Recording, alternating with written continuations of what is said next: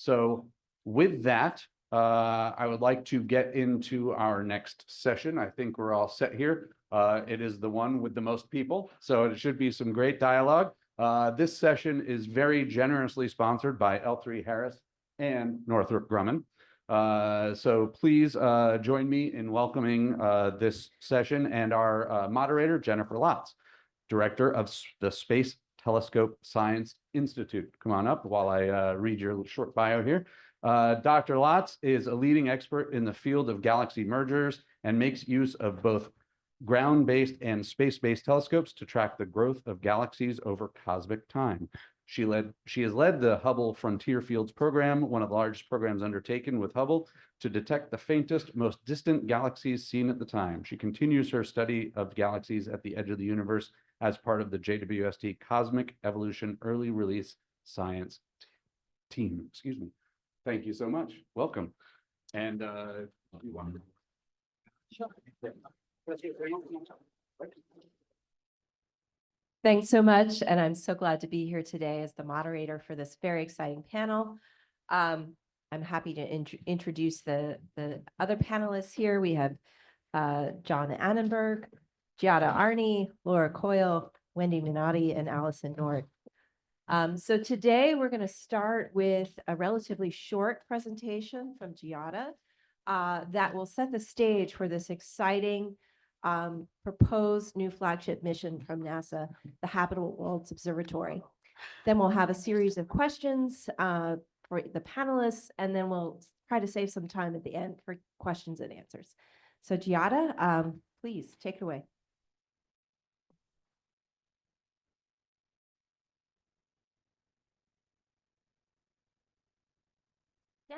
And thanks to everybody for coming this morning. So I was asked to spend a little bit of time just sort of introducing what this mission is and providing some big picture, views on what some of the exciting science areas and technological tall poles are for Habitable Worlds Observatory.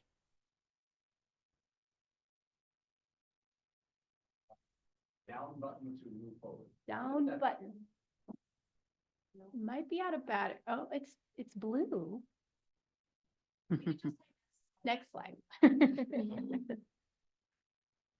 So I just wanted to sort of set the context in, the broader picture that HWO will sit in. These are NASA's astrophysics flagships, and since the launch of Hubble 35 years ago in 1990, NASA has been a world leader in space-based observing. And, the success of these large missions, Hubble, Chandra, Spitzer, Webb, and the upcoming Roman Space Telescope have truly and will truly transform the way we do modern astronomy. These observatories, I would argue are among not just NASA's, but even our nation's most beloved treasures. Next slide. These observatories have a reach, far beyond just the scientific community. Obviously, the data that they have produced have been widely used across science, but they are also beloved by the general public. Almost anyone who looks at this image will recognize this image. The images that these observatories produced are used widely, on phone cases, posters, bags, mugs, water bottles, you name it. People absolutely love these observatories. And I think that they have a power that is almost unique in NASA and in science to inspire and excite people, unlike almost anything else. And all of this has been enabled by NASA's scientific leadership on the global stage in concert with our international and our industry partners. So coming next in this great lineup is the Habitable Worlds Observatory. The Habitable Worlds Observatory will be, like these other great missions, a full astrophysical observatory that will study the entire universe and provide transformative, information across multiple areas of science.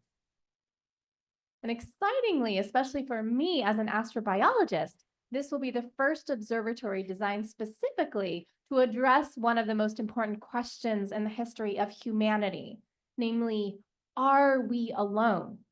So this is now an opportunity for NASA to lead the world towards this incredible breakthrough. When HWO launches, it will be the most ambitious telescope that NASA has ever flown, And it has to be, right? Because the question, are we alone, is arguably the most ambitious question at the heart of any mission that NASA has ever flown, that NASA has ever accomplished. So, these are big picture, lofty goals. How will we do this search? Well, to answer that question, let me pause and invite you to take a breath with me. You could all breathe in and breathe out. I always love doing that, hearing people inhale and exhale. So the reason why we're doing this is because all of us in this room are breathing oxygen. And this oxygen is a way that our planet's biosphere has been saying, hello, we're here to the rest of the universe for billions of years. Virtually all of the oxygen that we're breathing right now is a byproduct of oxygenic photosynthesis, our biosphere's dominant source of energy. When oxygenic photosynthesis arose on Earth billions of years ago, well before humans got here, the oxygen that accumulated in our planet's atmosphere over time could be detected across the light years. And all you'd need if you were an alien looking at Earth is a powerful telescope, wink, wink, and a little knowledge about photochemistry. And you'd realize that Earth's atmosphere is too weird to explain without life. So we call these remotely observable signs of life biosignatures. Oxygen is not the only one. There's many others, including ozone, methane, nitrous oxide, and more. I would argue that astrobiology is the most interdisciplinary area of science that NASA engages in. And it has to be, right? Because this question, are we alone, cuts to the heart of so many different interdisciplinary science areas, far-flung different science areas. We need to understand what we're looking for. And Earth is our only known example of a habitable and inhabited planet. And astrobiologists have already scrutinized Earth remote sensing data sets intensely to help us understand, exactly what are we looking for. We also need to understand star-planet interactions because we know from our sun interacting with the planets of our solar system that star-planet interactions can profoundly impact planetary habitability and even the kinds of biosignatures that we can be looking for. And our own solar system is a natural, sort of laboratory of diverse worlds that are right on our doorstep. And we can go to those places and get up close and personal and study these phenomena and processes that impact habitability here and also elsewhere. One of the things that's challenging is that HWO is going to, for the first time, characterize Earth-like planets around stars like our sun. I think of these as our cosmic cousins, but this will be challenging because an Earth-like planet is 10 billion times dimmer than a star like our sun. So you have to suppress the starlight to a factor of 10 to the 10 billion. People will often use the analogy of seeing a firefly next to a lighthouse to understand that. But even that analogy is not good enough because the firefly is too bright and the lighthouse is too dim. But this does give you a sense of, the scale of the difficulty here. So we're going to use an instrument called a coronagraph that sits inside the telescope that will block out the starlight and allow you to see orbiting planets. This is a simulated view of what our own solar system might look like with the orbits drawn in if you were an alien looking at it with a telescope equipped with a coronagraph. And there's another layer of challenge to this, which is that you have to have a remarkably stable observatory system for that coronagraph to work to that level of 10 to the 10. Because picometer motions, picometer instabilities in your observatory system can cause stellar light leakage, even with a powerful coronagraph that can swamp the signal from your planet. So you have to achieve this incredible level of stability in addition to having its extremely powerful coronagraph. Now, this will be hard, but we are already on the technical path to achieving this with the Roman Space Telescope's coronagraph technology demonstration instruments. We are learning about how to build and use a very powerful active coronagraph as part of an ultra-stable system. And from Webb, we've learned about how to build and launch an ultra-stable segmented observatory. And HWO will now take the next steps, evolving those technologies towards what we need. Another part of the ambition of HWO is that we want it to be a serviceable and upgradable facility following the tradition of Hubble's, lasting for generations of instruments and generations of astronomers and users who want to use the data. We also know that we don't know everything. So we need to build robustly so that we can address not just the questions we can think of today, but also the questions that we can't yet imagine. Because every time we launch a new great observatory, we learn answers to questions that nobody could dream of at the time the observatory was conceived. But here are some of the questions we can think of today. HWO, I will emphasize, is a full astrophysical observatory that will be capable of studying the entire universe, from phenomena, ranging from black holes to dark matter, to the birth and evolution of galaxies, the birth and evolution of stars, flow of matter between galaxies, planets within our own solar system, you name it. It's going to cover a wide range of science. We don't yet know exactly what HWO will look like. We're currently studying a couple of different exploratory designs to study the trade space and, of what it could look like. And we're learning lessons as we iterate these designs for our next iteration of designs. But one thing we do know for sure, even now, is that it's going to take all hands on deck to realize HWO. For an observatory this complex, you need everyone with different areas of expertise and specialty to contribute to realizing this great observatory, from NASA to industry partners to international partners to academia to the broader community. We need everyone's input. I want to end with my favorite image from space. This is the famous pale blue dot image of Earth, taken by NASA's Voyager 1 spacecraft when it was almost 4 billion miles away from our planet. And I would invite you to consider what it might mean to humanity to see another Earth, to see another pale point-like vision calling to us with its light from across the light years. Is Earth alone in the universe? The Habitable Worlds Observatory will be capable of addressing some of the biggest questions we have today, and questions we can't yet think to ask. So I'm now going to turn it over to the fabulous folks in our panel, and you're going to hear more about how we're going to actually do this. Thank you.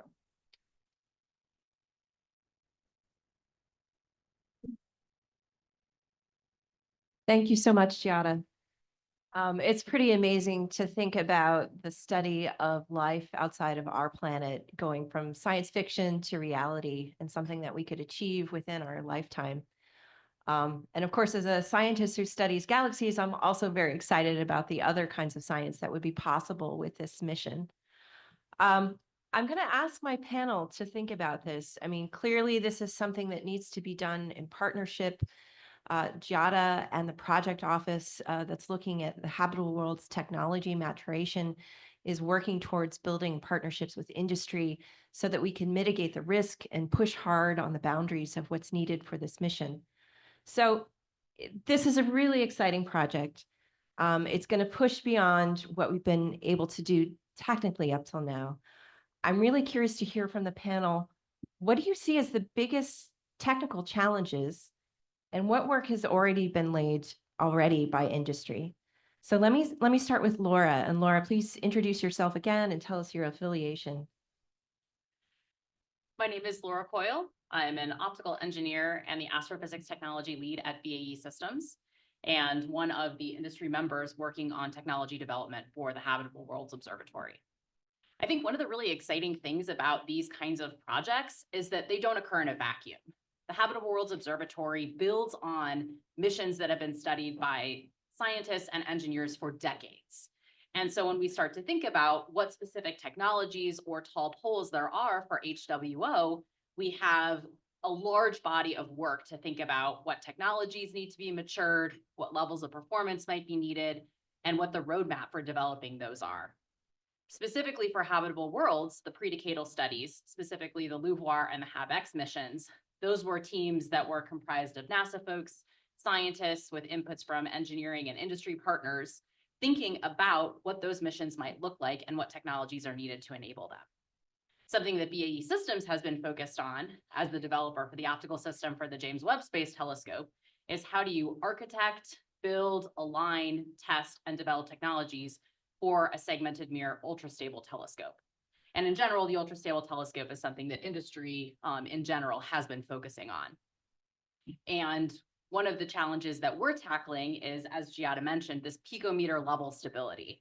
And for those of you who aren't used to thinking in very small units, I think we're all sort of redefining that on this stage as part of this project. The human hair is about 50 microns, so 10 to the minus 6. A picometer is 10 to the minus 12. So we're talking about a 6 to 8 meter class mirror where we're controlling the position of the optics to a millionth of the size of a human hair. And while that may seem impossible, I think one of the great things about astrophysics, flagship missions in particular, is something that seems impossible at the outset, then becomes possible through technology development, state of the art through all of the development and launch, and then kind of a given for what's achievable that can then be built upon to move forward. And so, like I said, there's identification of these key technologies. We need a stable telescope. We need a high contrast coronagraph, UV technologies. Those are kind of the 3 pillars that NASA and its partners have identified for this mission. And we're making progress in all of those areas such that we can all sit up here and say things like picometer ultra stability with a straight face and actually show you the data that we've all been working on. That means that it's not science fiction. It's not impossible. Not only is it possible, but we think that it's practical in implementing a mission. Thank you, Laura. I'm going to invite Allison to comment and tell us what she thinks the biggest challenges are. Okay, thank you very much. I'm Allison Nort. I'm the Director of Space Science and Instrumentation at Lockheed Martin. And I agree with everything that Laura has said. And she mentioned the pre-decadal studies, the STDTs, and that was really the start on trying to determine what are the biggest challenges. Then the decadal came out in Astro 2020 and named Habitable Worlds Observatory as the primary mission and the primary goal. At that point, now we started to say, okay, how does industry and NASA, academia, FFRDCs, how do we all work together to develop these technologies? And we formed 2 different teams called the START and TAG. START was the Science Technology Architecture Review Team, and the TAG was the Technology Assessment Group. And for the last 1.5 years or so, the START and TAG have been working together to try to determine what are the biggest science goals and what are the technologies that we need to reach those goals. And with the collaboration of these groups, is very integrated groups that we started, have developed these roadmaps, the pillars of which Laura talked about, which are ultra stable observatories, the coronagraph, and the instruments. One of the unique things about Hab Worlds is that it's going to be an observatory that goes from the ultraviolet into the infrared, and that's a very large wavelength band. And the big challenge is trying to do what we may have done with Webb in the infrared and with Roman in the infrared, and then taking that down into the UV as well. So there's a lot of challenges there, and we've helped develop those roadmaps. So some of the things that we've been working on, as Laura said, are the ultra stability, and I think that's really where industry is most uniquely suited to try to solve these problems. If you think about trying to control to picometers, what do you have to do to achieve that?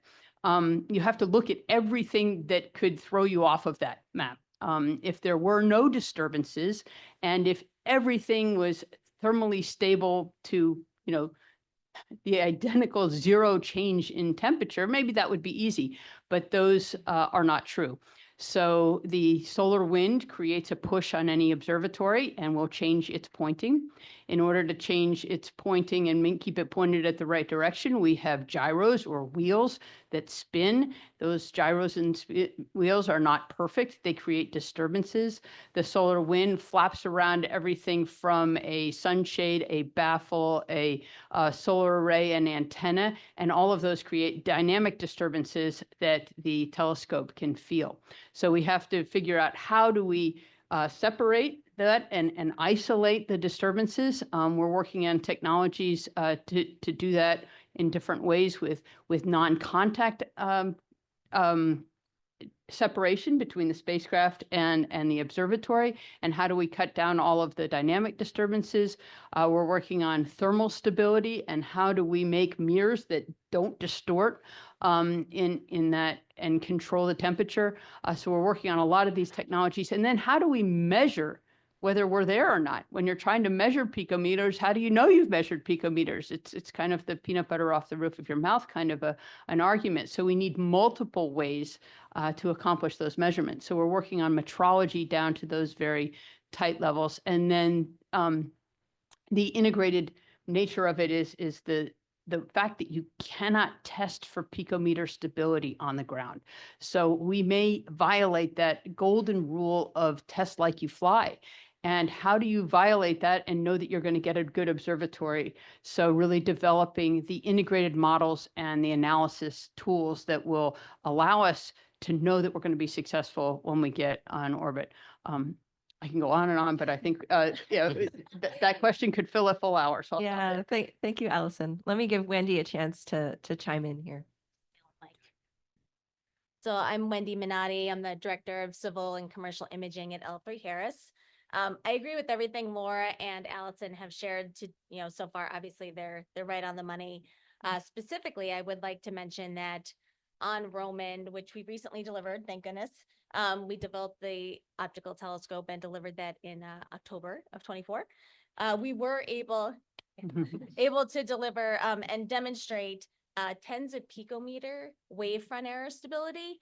And while that's not all the way there, that is a big jump towards where we need to go to for Hab Worlds. We also were able to make huge leaps and bounds in our thermal control on the telescope. And I think, while again, we're not all the way there where we need to be, we have made really great progress towards where we do need to get to for Habitable Worlds. And it's not impossible, we believe, to get there. We think we can get there. So good Great. stuff. That's fantastic. Thank you, Wendy.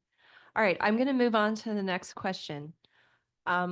Clearly, these kinds of missions are very ambitious, take a huge team and a lot of work. So I'm going to ask Jada first. Why should NASA and the United States pursue a mission as ambitious as the Habitable Worlds Observatory? What kind of benefits do flagship missions bring? Yeah, so I'll be brief just because I talked a lot already in the intro to this panel. I think there's a lot of different ways one could answer this question, depending on the direction you want it to go in.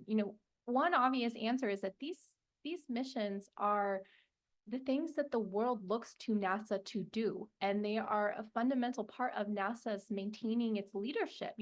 Its status as a world leader in space-based science and space-based exploration.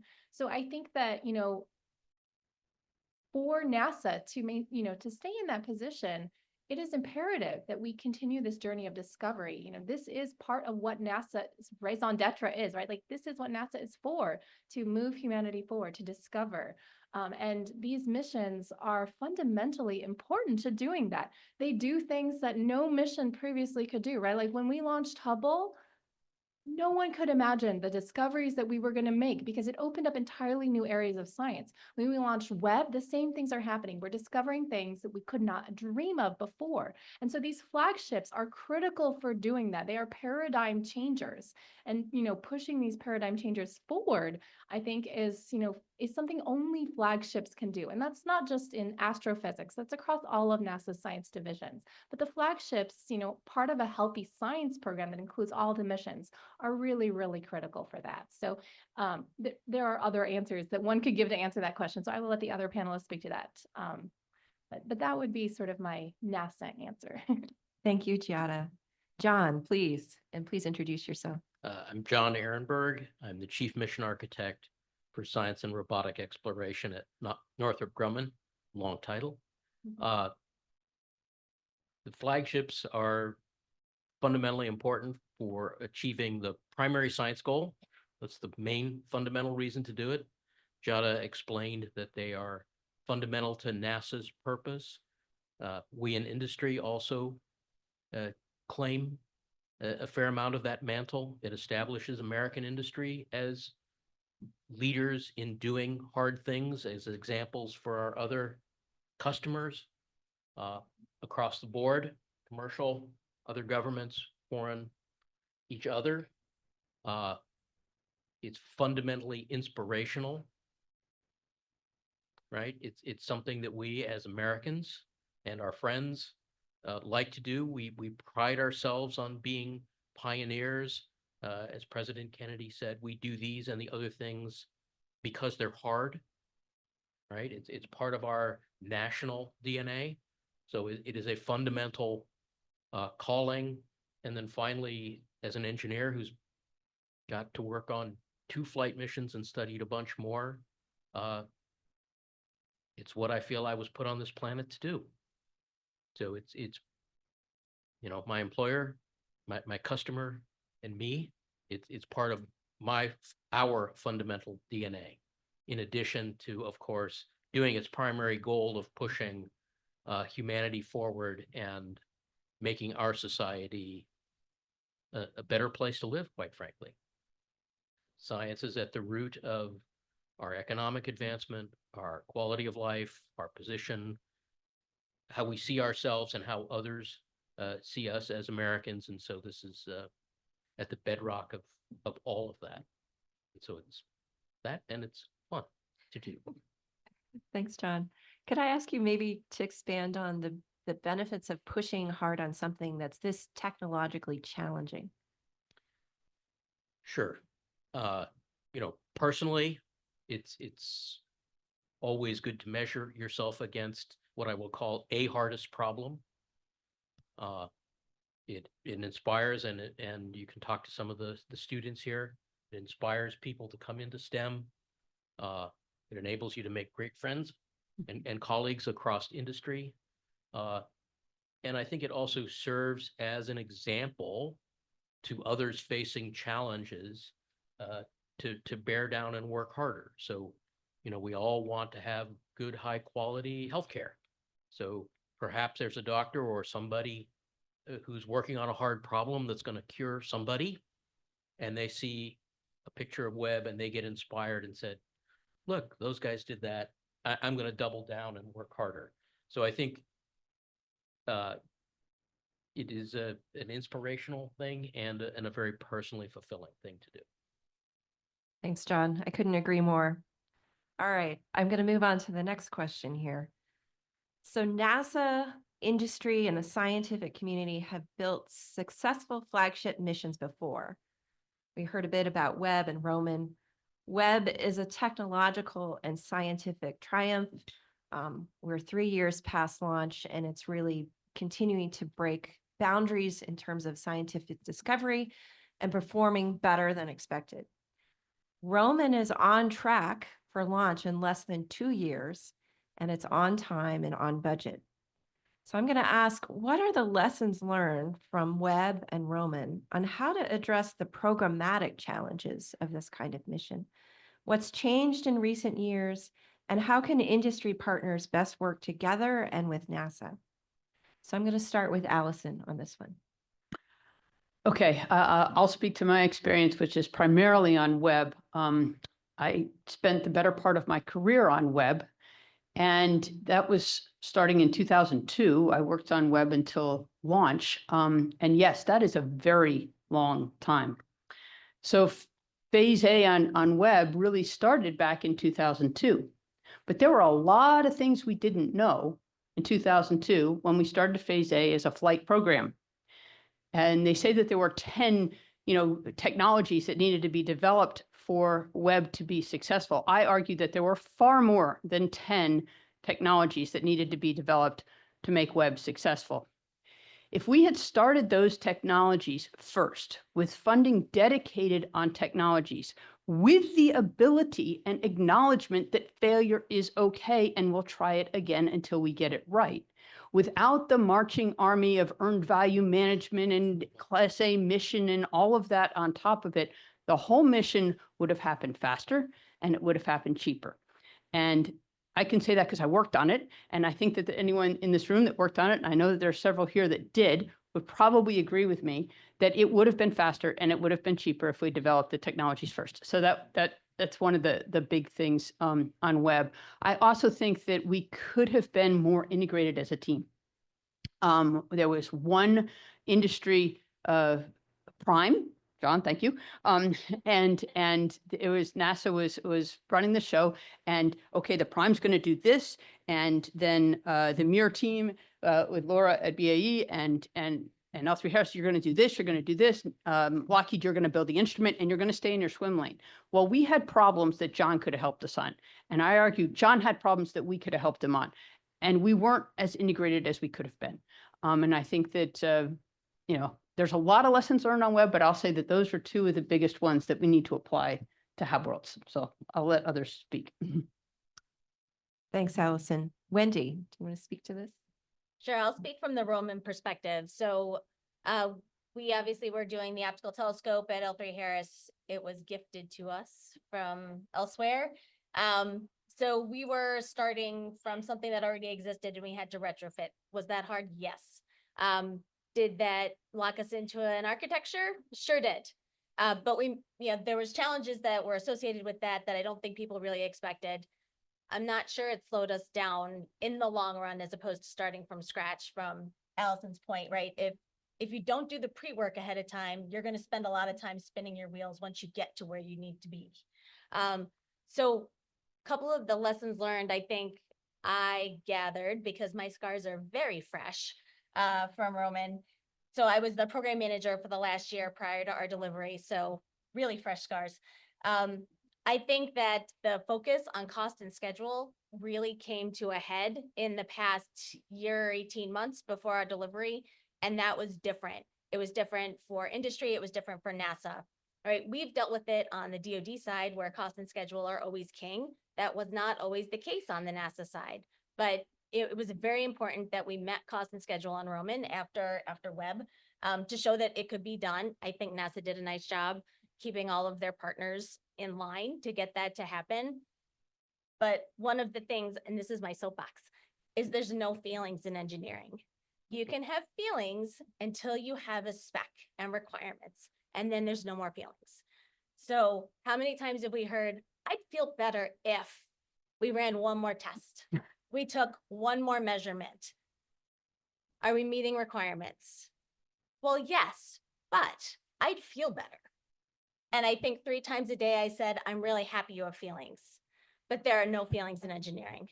We meet requirements, we're done, and we'd move on, right? But that was a huge shift. And I think that's something that we probably all need to implement once we get to that point, right? There's no more feelings. We have to just execute and complete.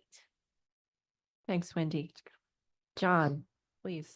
So I certainly agree with both of my colleagues. I think the more integrated team, this was certainly one of the superpowers of the Chandra team, which was my first foray into large missions, highly integrated, everybody pulling in the same direction, cost and schedule awareness, attacking the technical tall poles very much as we're doing now with Habitable Worlds is a very important set of lessons learned. I will point out that I was the special editor of an issue of JADIS to collect those lessons learned. So there's 80 or 90 or 100 pages of published lessons learned. If you're interested, go look at them. The one that we particularly concentrated on at Northrop was the act or studying the problem of developing a new program and recognizing the challenges of learning how a system works as you're developing it. So you most importantly learn how it fails. And the design process is the fixing of those failures, and the fact that that's intrinsic to developing a flagship mission at the top of the mission food chain. To get funded and to be valuable must be a daring leap. It must be an order of magnitude better. It's an intrinsic problem. So how do we address and what is the problem of newness? And so I think by having the experience of working together, we understand right? We can be humble in front of the problem and concentrate on the technical and the programmatic aspects. And by working together, we will be in a much better position to execute and deliver this amazing mission to the community, to the country, to humanity. Well said. Thank you, John. I'm going to go a little bit off script here and ask people to go back to the question, what do you think is the most important thing right now for how industry and NASA can work together on the Habitable Worlds project? And I'll just start with John and go down the full panel. So I'll say simply and foremost, first, most important thing is to actually do it, which is what we're doing, working together, being open, sharing our progress, showing that Habitable Worlds is fundamentally achievable, and that as we identify problems, we identify multiple paths around them. And as Allison said so eloquently, working with our partners across industry, with government and academia, and showing the funders that yes, this is not only worthwhile doing, but fundamentally achievable. Jada? Yeah, I think so in terms of partnering with industry, I mean, obviously we have to partner with industry to achieve this observatory. We cannot build this without partnering, with our partners, both industry and international partners. So they are fundamental to the success of this mission. Most of the funding that NASA is receiving for this mission, right, it is going outside of NASA. It is going to our partners to make this mission happen. So, they are fundamentally important to our team. They are will be fundamentally important to our team. So we want to work with them. We want to have, an open culture, a collaborative culture of working with these partners, all towards enabling and achieving this amazing future observatory.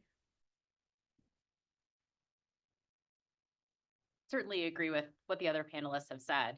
And I'll say also, I think one of the lessons learned that has come out and documented in many places is this co-maturation of architectures and technology.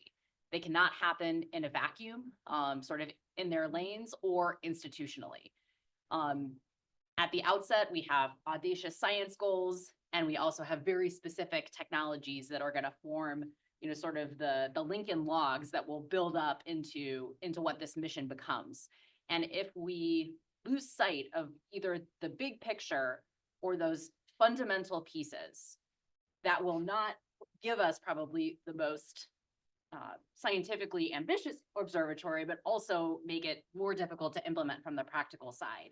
And so making sure that everyone is engaged, sort of looking throughout all of those different levels of detail appropriately at this, still fairly early stage and across institutions. Certainly you can probably guess from looking at all of us up here that we all have collaborated specifically on these Hab World studies. Many of us have worked Webb and Roman together, and we all talk often. And from all the nods that, and I'm sure that, many of the NASA folks that we collaborate with out in the audience, academic partners, would be right up here saying these kinds of things. And so we all have to be pulling in the same direction, leveraging our strengths and working together as a community to achieve this goal that is of such importance to science, of such importance to humanity. And I think all you have to do is listen to Giada's intro. And if you don't get that tingle down your spine, hearing people talk about it, I mean, that should tell you everything you need to know about why we're all up here and why we're doing what we do. Yeah, I agree with what all my colleagues have said up here. So collaboration. I think the two prongs of that are the scientists and the engineers, as Laura was saying, right? Because if we can't build what you want, we have to figure out how to implement what the scientists are really looking for to give them that great information they need to make the discoveries that the world will depend upon. And the other is that I've seen most recently on Roman is the collaboration between the NASA engineers as well as the industry engineers. So there are different skill sets and different subject matter experts on both sides of the wall, if you will, right? And we need to continue to work together very, very closely to utilize the best of both sides. to make sure that we're doing the absolute best that we can be, and not say, well, you're NASA or your industry, so we're not going to work with you, but we'll work with this other person, right? Just get the best of the best and work together. And I know badgeless is like a silliness, but everybody says it, but it's true. We need to get there. Wow, what can I add to all that? I'll just say how much of a pleasure it has been over the last 3 or 4 years working on the START tag, having face-to-face interfaces, working together in what feels like a badgeless team at these regular meetings, or at this meeting or at the AAS meeting in January. And those kind of things have just been fantastic because we're really getting to work together and know each other as people. And that interaction and that teamwork just has grown and become so much stronger. And I think it's off to a great start on HabWorlds. In motivation, I also think that, it's a fundamental question of, is there another planet out there? I'm sure everyone in this room can remember back to a time, and it may have been triggered by Star Wars or something else, where you looked up in the sky when you were 6 years old and wondered if there was somebody else looking down on you. And what more fundamentally could our generation do than to answer that question? And if you're not a scientist, if you're a politician, if you're whatever, think about what this time in our history will remember 500 or 1,000 years from now. If we can answer this question, I would argue that 500 years from now, we'll be remembered for this. So motivation. That was great, Allison. Thank you. All right, I've got one more question for the panel, and then we'll open it up to the audience for questions. All right, hopefully this is an easy one, and I'll start at the end of the table and work back. Are there any technical challenges that make you think that the Habitable Worlds Observatory cannot be done? No. No. No. I'm not an engineer, but I've heard no. No. All right. With that, I would like to open it up to questions from the audience. And I think there was, yep, please.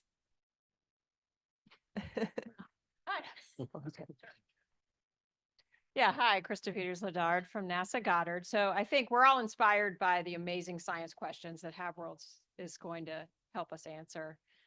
I want to get back to this idea of U.S. leadership and how will how does HabWorlds help secure, maintain, and even advance U.S. leadership in science and in technology and in the STEM world? So I'd like you to address that, because I think there's more to it than the science. Any volunteers for that one? Mhm. Yeah, Try. go ahead, John. So let's see if I can address that question. So at the top level, this mission is of such great interest that there's significant international interest in participating. As Allison very eloquently put, this is a question of a fundamental nature to all of humanity. And so being a part of answering that question is something that our friends, our allies all want to do. Scientists all over the world are trying to figure out how do they get a piece of this, because this is a NASA hard problem to do.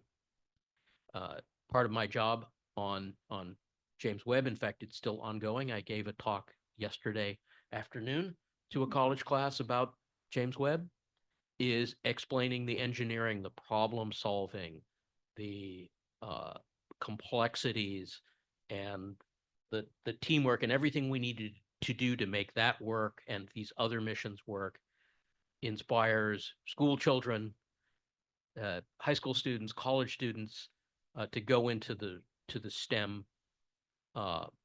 field.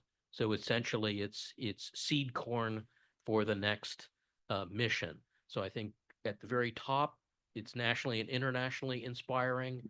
And then when you get down to the individual interaction, it makes it very easy to communicate what we do and that fundamental excitement, and get those students into the STEM track.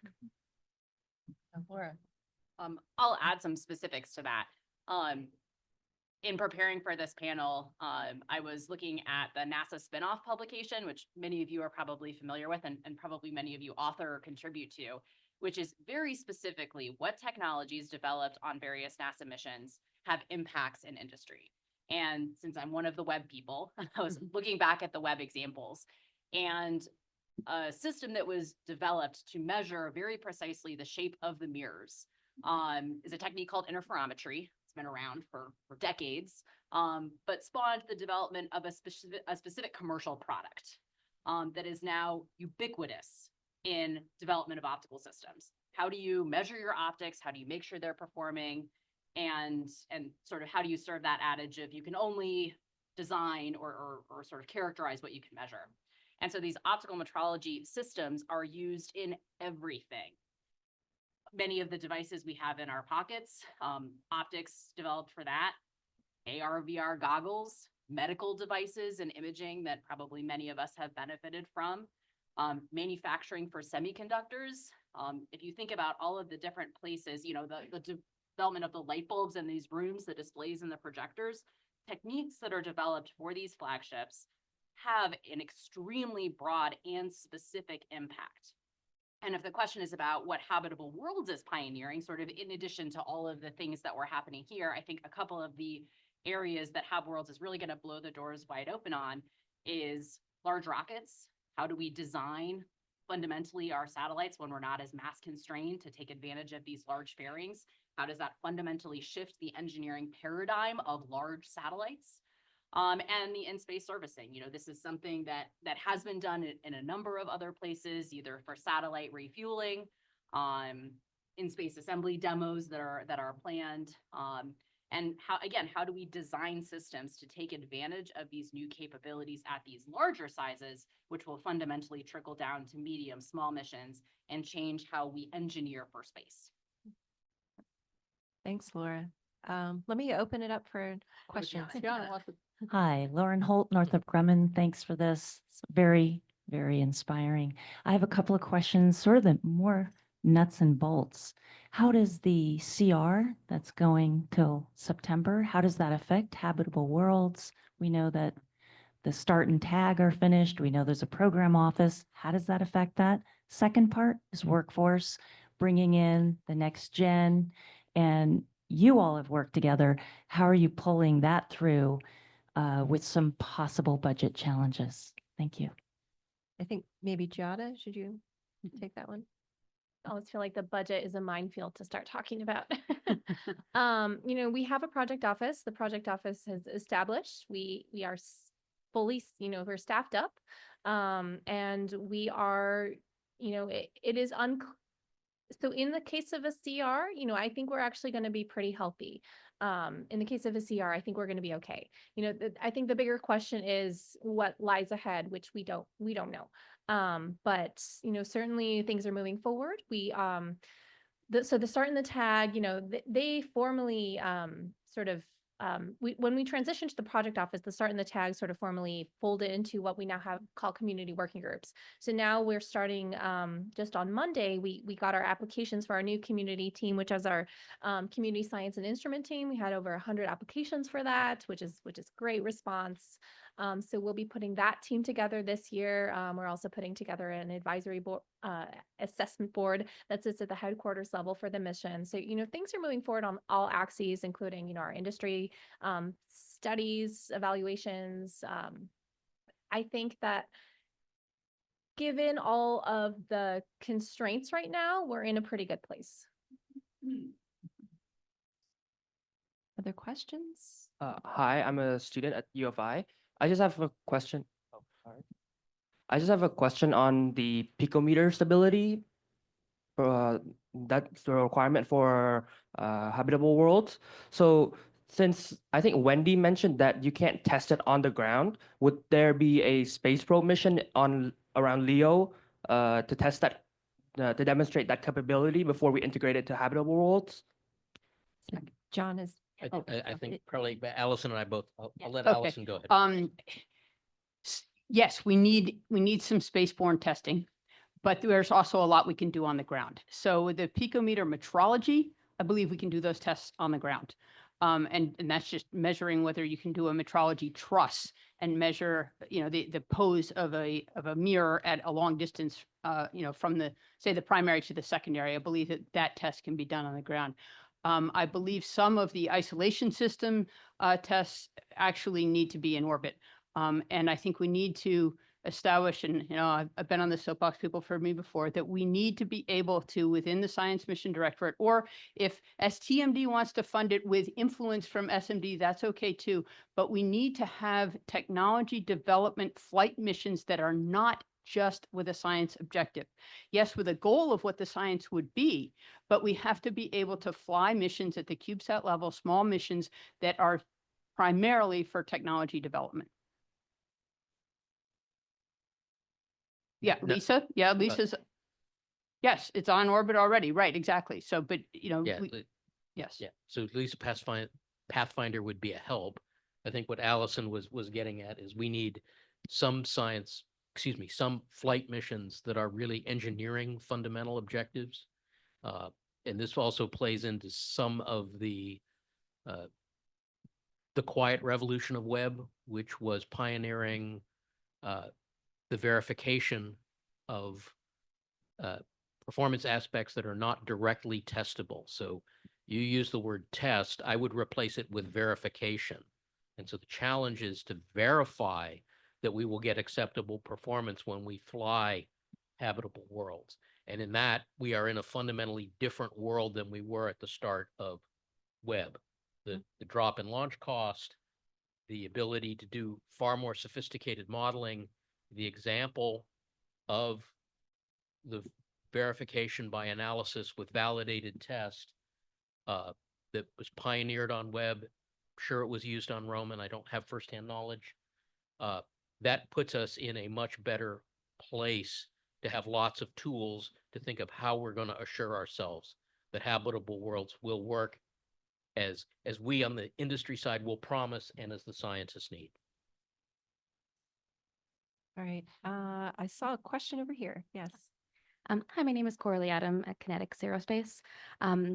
So there's a lot of large partners in this program, and it's really inspiring to hear you all talk together and sound very collaborative. I wanted to poke at, the title of this talk is Partnership Model, and maybe if somebody could talk a little bit more about how that practically came together, perhaps. Obviously, some of you have worked together on previous missions, but also there was a mention, about James Webb, and maybe we could have helped, in different ways, and that could have helped accelerate things. Is there a practical or any lessons learned or anything that you're doing differently this time around to remove some of those roadblocks and help each other out when, obviously everything is still there's contracts involved in different institutions and priorities? If somebody could speak to that, that'd be great. I can start with that. I'll give an example. So we've been starting to develop technologies. We've been under contract, all of us, for the last several years to do studies that help to develop these technologies. And each one of us, is leading or partnering on a study.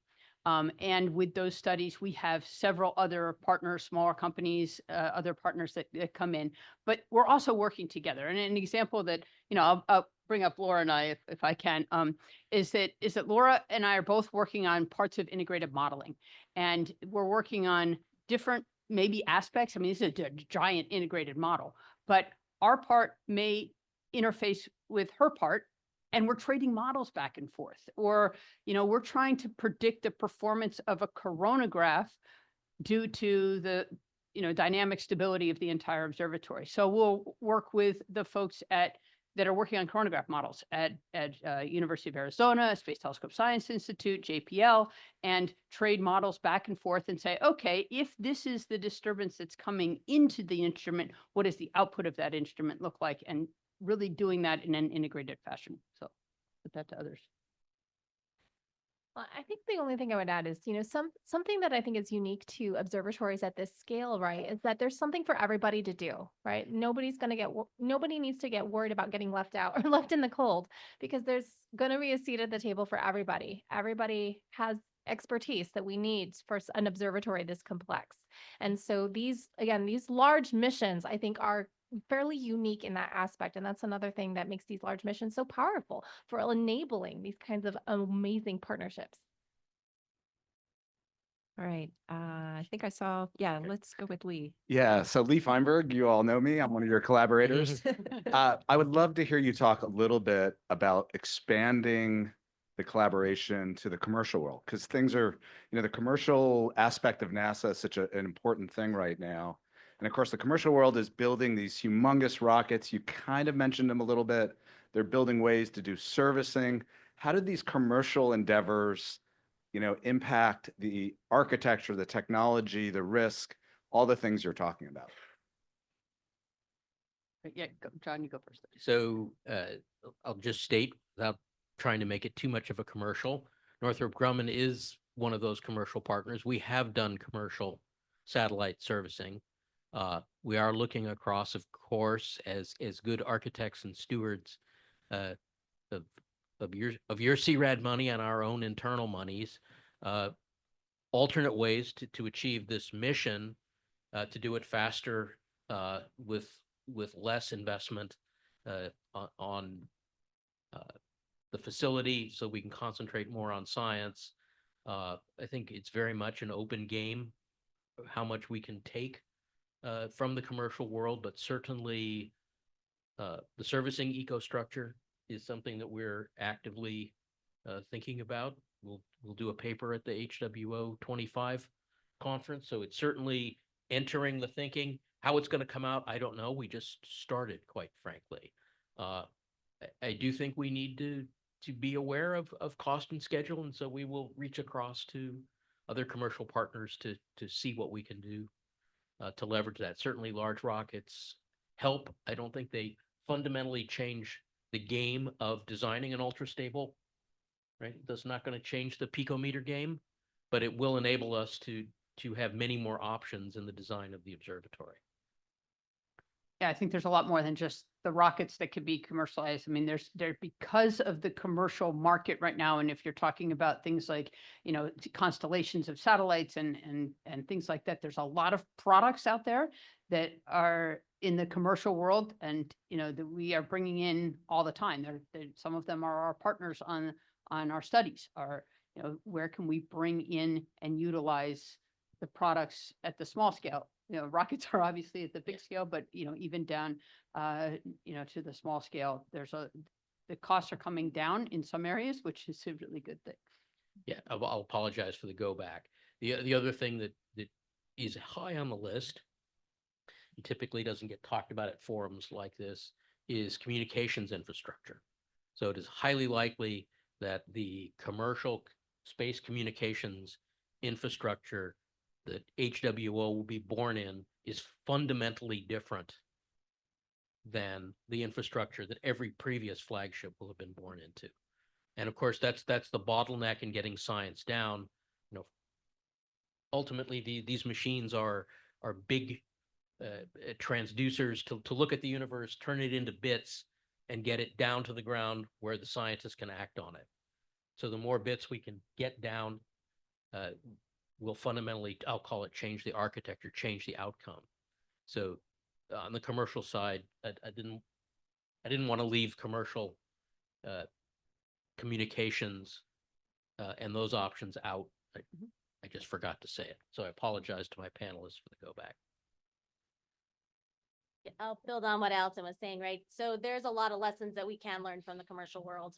I think there's a lot of TRL 9 items out there that likely could be leveraged here. That's not necessarily I've noticed, the path that NASA typically takes. I think that is something that we should definitely look at, though, because there could be some things out there that we can plug and play and maybe not redevelop from scratch, which could make us cheaper, could make us faster, could make us more reliable, because it's something that's already been proven. So it's definitely something that we need to continue to look at. Okay, I think I have permission to go just a little bit longer, and I thought I saw one more question back there. Yep. Hey, Cole Lutz here. Similar question to the last two somewhat, but also just wanted to say congratulations on everything you have done and your teams. It means a lot for everyone here in this room and humanity. over the last 12 months, we've noticed a lot of optical errors and aberration errors and image data errors with space telescopes like James Webb and Hubble. And we have a 20-page study, and we're asking how is this going to be addressed with optics and the chronograph design in Raman and Habitable Worlds.